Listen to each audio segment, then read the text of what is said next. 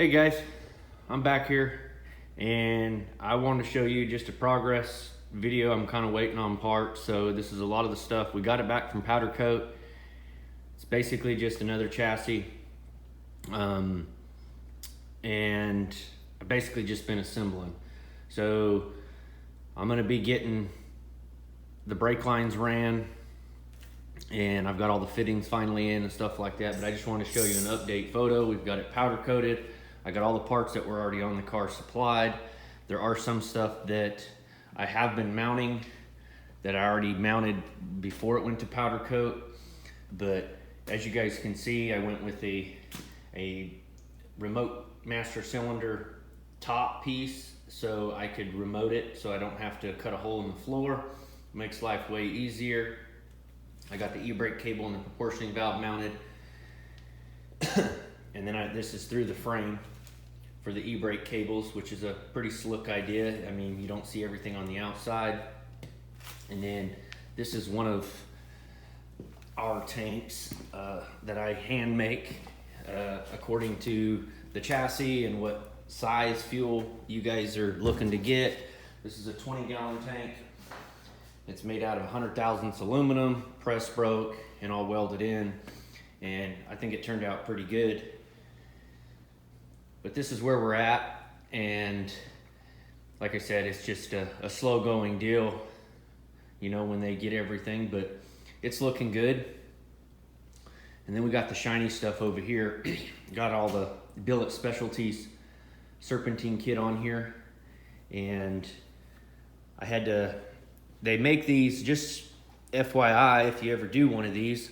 So the Billet Specialties on a Ford small block motor, it's going to be a 289 to a 302.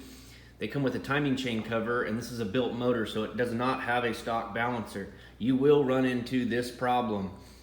This pulley, the main pull, the crank pulley, is exactly 1 inch from this particular balancer, which is, it's called a Pro Street. It's 1 inch off. So I was gonna make one solid, and I didn't know if just that weight would counteract. So I kind of tied everything into with the way Billet Specialties does their brackets, and just has little standoffs and stands everything off. So I just got some 1 inch solid aluminum, machined it in the lathe, and did the same thing for that pulley to put this pulley back in line. It's kind of a bummer deal that they don't make a pulley, you know, for these aftermarket harmonic balancers, but this is going to be the cheaper route to go. This is probably every bit of a couple $100, if not 300, and you've got those. So this is the progress that I've made so far on this truck. I've got all my fittings in, and I'm going to start running brake lines and fuel lines, and I can show you guys, you know, the proper way to do it. I mean, there's more than one way to do it, but we're going for cleanliness, and that's what we're gonna strive for.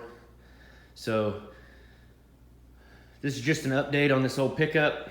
We're obviously moving in the right direction. We got the foundation pretty much all painted and coated, and the tank's built and stuff like that. So once the fuel lines are in, get the tranny and everything bolted up to the motor, set the motor in, put the chassis on the ground, and start putting the body back on, and then, you know, just proceed.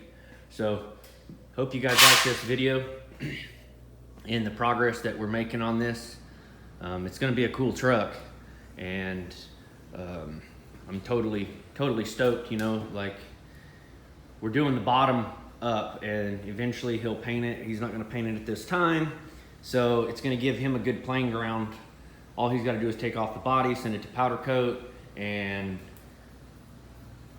he could just wipe this down and let it sit until the body's done. So you guys stay tuned. Just wanted to give you guys an update on what I've been doing. And if you're not a subscriber, click the link at the bottom. And hope you guys like these videos. If you guys have any questions on how to do something, you guys want to see something else, I've got comments in my inbox, you know, I got a lot of replies on the bead roller.